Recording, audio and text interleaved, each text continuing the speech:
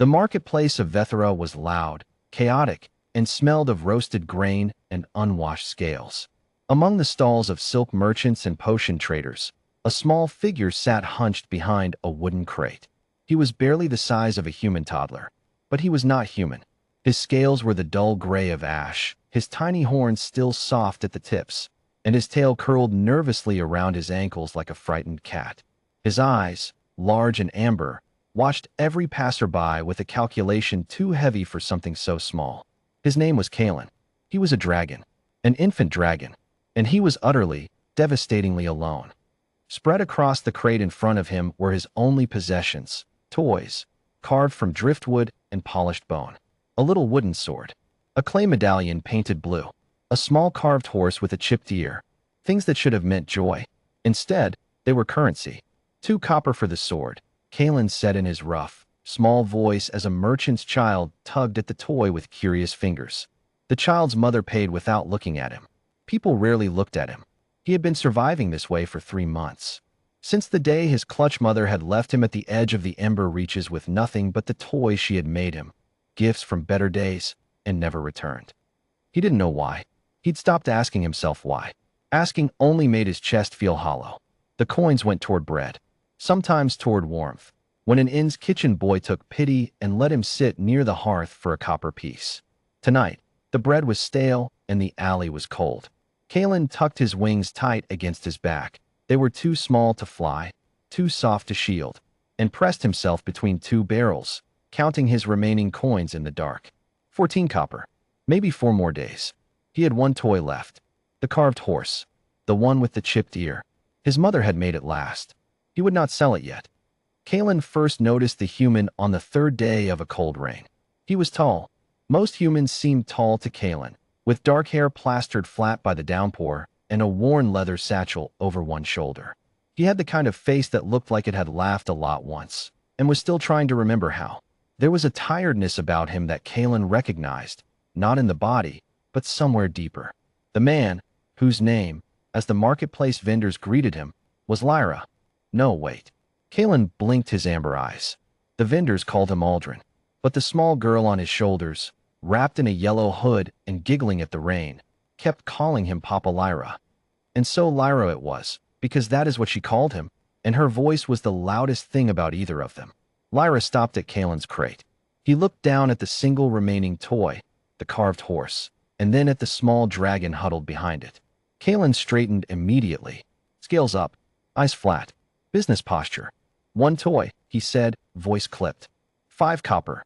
Lyra crouched down, which humans almost never did. He brought himself to Kalen's eye level, which no one ever did, and looked at him the way people look at things they are genuinely trying to understand. That's a fine horse, Lyra said. Did you carve it? My mother did. A pause. Gentle, not pitying. Do you want to sell it? Kalen's claws tightened on the edge of the crate. I want to eat. Lyra nodded slowly. He reached into his satchel, and for a moment Kalen tensed. Old instinct, survivor's reflex. But the man only pulled out a wrapped parcel of bread and dried meat and set it quietly on the crate beside the horse. That's yours, Lyra said. No trade required. Kalen stared at the food, then at the man. Why? Lyra tilted his head, as though the question itself was the strange part. Because you're hungry and I have extra. That's usually reason enough where I come from. Where do you come from? A small farm 2 hours east. Nothing impressive. He smiled, that ghost of an old, easier smile. My name is Lyra. That menace on my shoulders is my daughter, Sable. The yellow-hooded girl peered down at Kalen with enormous brown eyes. You have horns, she announced, with the absolute wonder of a child who has just discovered the world contains dragons. You have mud on your face, Kalen replied. Sable touched her cheek. Then she grinned. We match. I have dirt. You have, she squinted, gray scales. Both earthy. Something cracked, very slightly, in Kalen's chest. He didn't know what it was. He took the bread. Lyra came back the next day, and the day after. He never asked Kalen to do anything.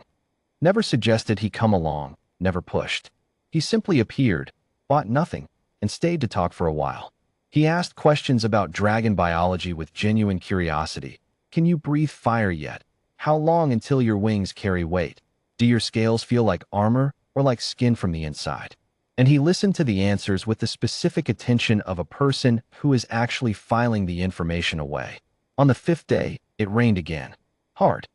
Lyra arrived with Sable in her yellow hood, looked at Kalen soaked to his scales and shivering. Dragons ran warm, but not warm enough for this, and said, in a tone that left absolutely no room for dramatic pride, "Come have dinner. We have a fire and leftover stew that will go bad if someone doesn't eat it." Kalen opened his mouth.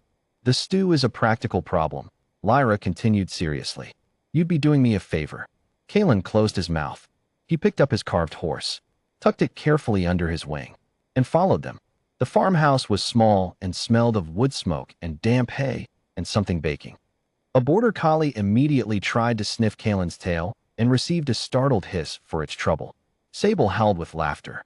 Lyra calmly put a bowl of stew in front of Kalen at the kitchen table and didn't make a single comment about how fast it disappeared. He slept that night on a pile of blankets near the hearth, which was a significant improvement over 2 barrels and a cold alley. In the morning, he expected to be sent back. Lyra handed him a boiled egg and pointed him toward the barn. "The goats need fresh water. I'll show you where the buckets are." It wasn't an invitation to stay. It was simply the assumption that he was already staying, and that staying meant contributing, and that contributing was ordinary. There was nothing sentimental about it. It was deeply, profoundly human in the most functional possible way. "You are here. Here is what needs doing. Let's get on with it." Kalen watered the goats. Then he fixed a fence post that had been wobbling, because he noticed it wobbling and it seemed wrong to notice a problem and not address it. Lyra saw the fence post that evening and said, "Good catch." 2 words. Not a ceremony. Not a proclamation. Kalen felt warmer than the hearth had made him. Weeks passed. Then months. Sable taught him to play a tile-based board game that she consistently cheated at, and he let her win anyway because her victory dance was genuinely worth it. The border collie, whose name was Biscuit, which Kalen maintained was an absurd name for a working dog, eventually stopped treating him as a tail-sniffing curiosity and started sleeping next to him, which Kalen pretended to find annoying. His scales, fed and warm, began to shift from ash gray to something closer to slate blue. Dragon coloration responded to health and emotion. Lyra read about it in a book he borrowed from the village scholar and mentioned it over dinner as a matter of interest. Kalen looked at his hands for a long time after that. One night, late, when Sable was asleep and the fire was low, Kalen sat across from Lyra and asked the question that had been living in him for months. "Why did you keep coming back? That first week. You didn't know me." Lyra was quiet for a moment. He looked into the fire with that old, tired face, the face of a man who had lost things too and kept walking anyway. "I knew you were small," he said finally, "and alone, and working very hard to seem like neither of those things was a problem." He paused. "I've been that. It's exhausting." Kalen said nothing. His tail curled slowly around his feet. "Besides," Lyra added, and the ghost smile came back, more real this time. "Sable decided you were hers after approximately 45 seconds. I don't overrule Sable on matters of this nature. She has better instincts than I do."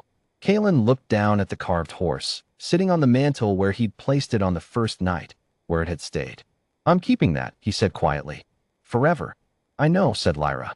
"It was never for sale." Outside, it was raining again. Inside, the fire was warm. Biscuit snored. Somewhere upstairs, Sable was probably cheating at the tile game in her sleep. Kalen, infant dragon, last of his clutch, former marketplace survivor, breathed out slowly. "This," he thought, "is what home smells like." It smelled like wood smoke, like stew, like a border collie who needed a better name, like someone who came back. Humans, the galaxy would one day learn, did not require grand reasons to extend a hand. They required only the sight of something small, cold, and pretending very hard to be fine. The rest followed naturally. It always had.